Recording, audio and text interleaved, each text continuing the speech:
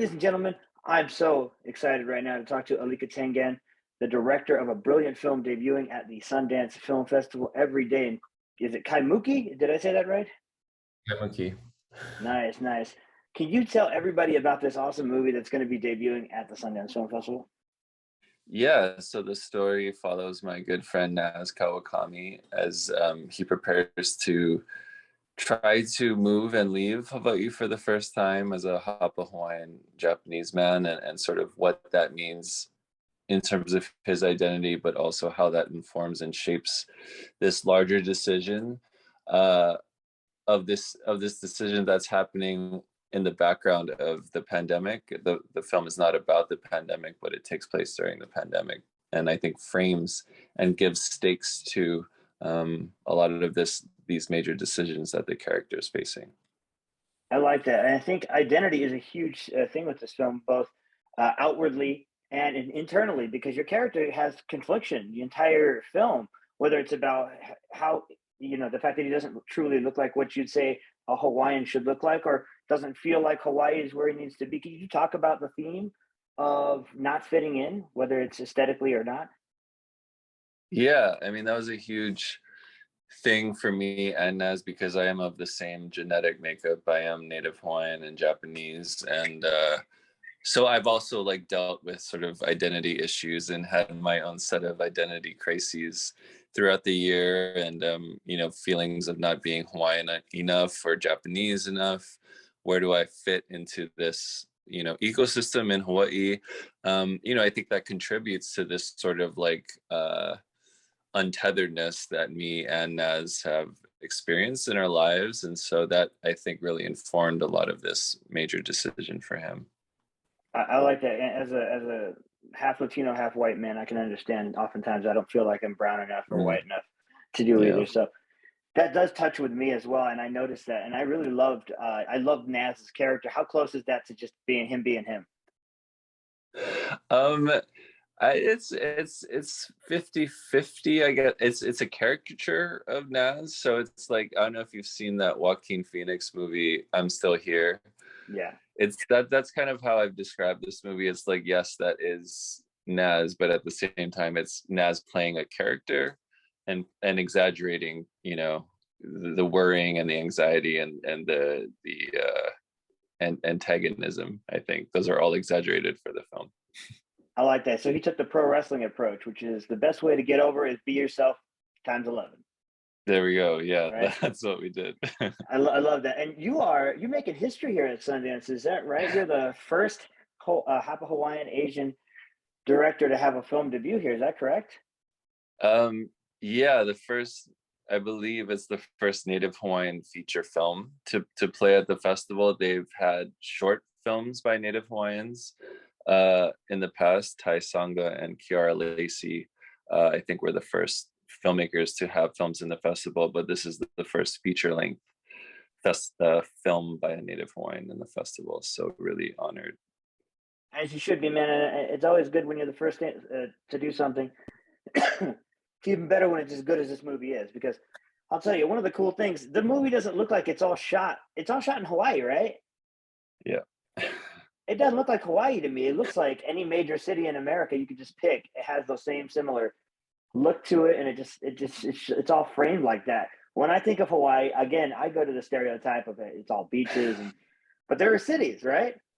Yeah, yeah, for sure. And I mean, that's not your fault because that's kind of the way that Hawaii's been depicted, in the media forever. So um, that was definitely a conscious thing when we were designing this film between Naz and my DP Chapin and I, where, we wanted to honor who Naz actually was and what his actual experiences of living in Hawaii was. And for him, he doesn't go to the beach, he doesn't hike, he doesn't surf, he skates until he surfs instead of surfs. So we thought it'd be interesting to like present this more urban experience because it's still like an authentic experience.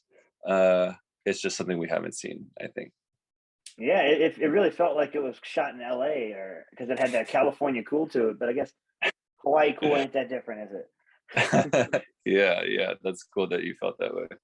I mean, I'm a native Los Angelino. Not That's not where I live now, but like It just felt very Z Boys to me, and I like that feeling. Nice, I wanted nice. to mention to you the music plays a really huge role in this movie, whether people know it or not. Did you do that consciously?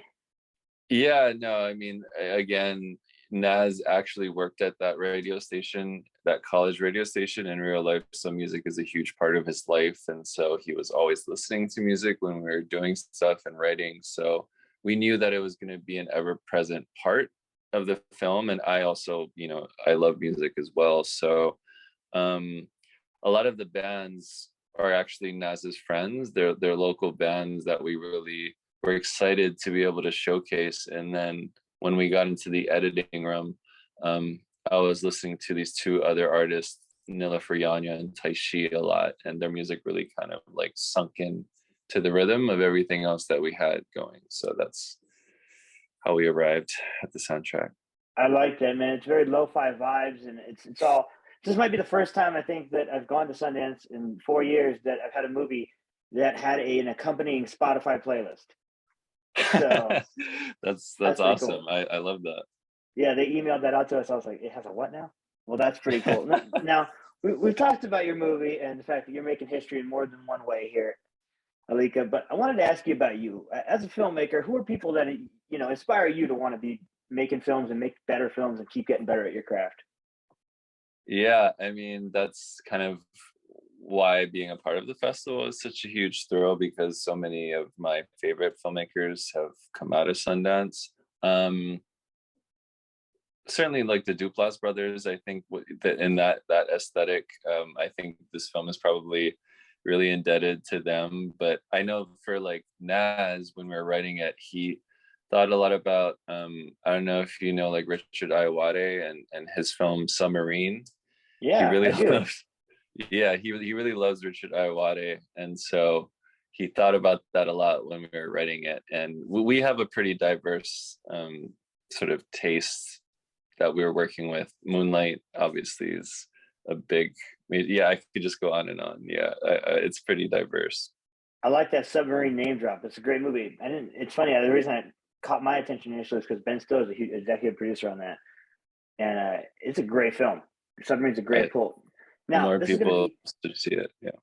exactly. This is going to be the hardest question I ask you all day, Alika. Now, you're tasked with the rest of your life. You can only watch two movies. You got no other choices. What two are you taking?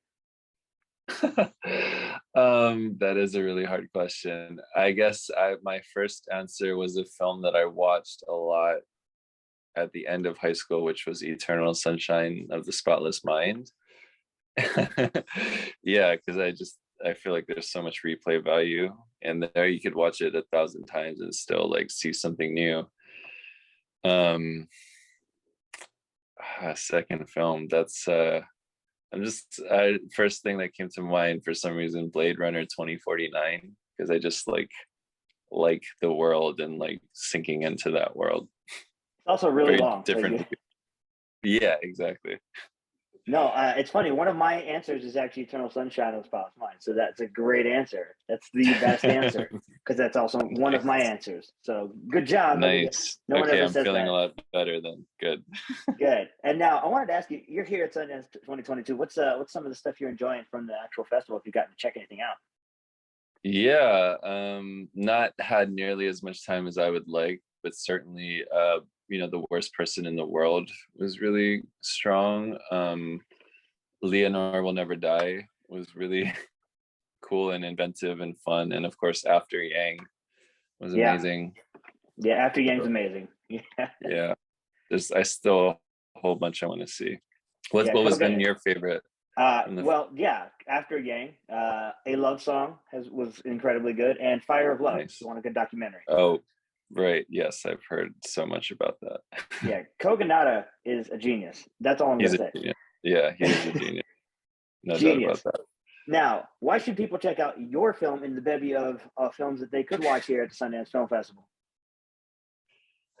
Yeah, I think I saw this review that just kind of talked about the film in a way that they felt like a lot of the other films were a little more bombastic and starry and you know um glitzy, and there's nothing wrong with that. I love those films too, don't get me wrong, but I guess for people that are wanting a change of pace and something a little more low key, and slice of life-ish, and more DIY, I guess. Yeah, I think this film is worth checking out because it has some interesting things going on, and it has a great soundtrack, a Spotify soundtrack that accompanies the film. It does have a good Which, yeah, soundtrack. I'll tell you that. It's true. I think I cool. said, and I think I kind of nailed this. It said it addresses the issues of home being where the heart is, but what if your heart wanders? that's that's really. Can I use that in the future? You may. I tweeted that out today. You're welcome to steal it. I will credit you. I love Thank that. you. Thank you. Thank you. And because that's how it made me feel watching it. I'm like, the whole time I'm like, Naz doesn't know what he wants to do because he doesn't know who he is. You know? Yeah, I mean, well said. And I, again, like the way that you phrased that was really beautiful. I mean, Alika, I am a writer. I can tell that. I can very Got much to be tell able that. to do that stuff. But dude, thank you so much for making this movie, man. Because it's always awesome to see different cultures displayed on screen, and especially ones I don't know anything about, and to learn about, that Hawaii is pretty much just California with more palm trees Pretty much, yeah. and wait, really Yeah. expensive milk. Yeah, and also it's just like I think no matter where you grow up, I think we've all grappled with the idea of like, should I stay or should I leave? And so that decision is more interesting when you're in a place that people expect you to love to live, but no less valid feeling. So I wanted to I'm touch on glad you something with dug you it. about the ending a little bit, if you don't mind. Yeah, yeah, In the end, we don't explore that much with Nas when he gets to where he needs to go. We yeah. leave it a little ambiguous. Did you do that on purpose? Because I thought that was a great way to end it. Cool. Yeah, we definitely did. I think the goal with the ending was like kind of in the same way that we shot Hawaii. We wanted to do the stuff that in New York that felt like a little bit like off kilter. It wasn't like he was, on the Empire State Building or anything. He's like on this rooftop that's like surrounded by construction, and it's not even the best skyline really. But yeah, no, with the ending, it was just like we kind of wanted to represent kind of the more messy reality of how life is, where it's like you don't really know if he made the right decision, but he made a decision, and I think that's really, the main takeaway. And so it remains to be seen how it's going to go for him, but again, I think that's just kind of the way that life is. Yeah, I'd agree. This last one's really funny. I watched the movie and I had to rewind the scene twice where he gets the record from the store for free. What record was it? That is okay. You're the second person to ask me that, and I told that person that I don't remember, and that I was gonna go and look. So now I really need to, because it's come up again. I really want to have an answer for people. So I'll look Yeah, that up. I'm like, what's this dude listening to that they're holding it for him and then giving it to him as a going away present? What is it that he's listening to? That's yeah. I'm trying to. It might have been like a Brian Eno, It's not a like a bad choice. Japanese Brian Eno release. Yeah, but if I find out, I'll email you. That's not a bad choice.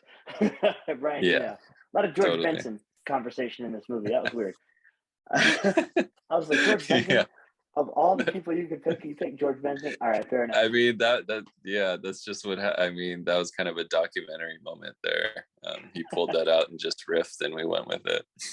It worked really well. It was very fun. It's one of the funniest things in the entire movie. Did Cool. you now? If anybody wanted to follow you, Alika, on socials, talk about your movie, where would they do that?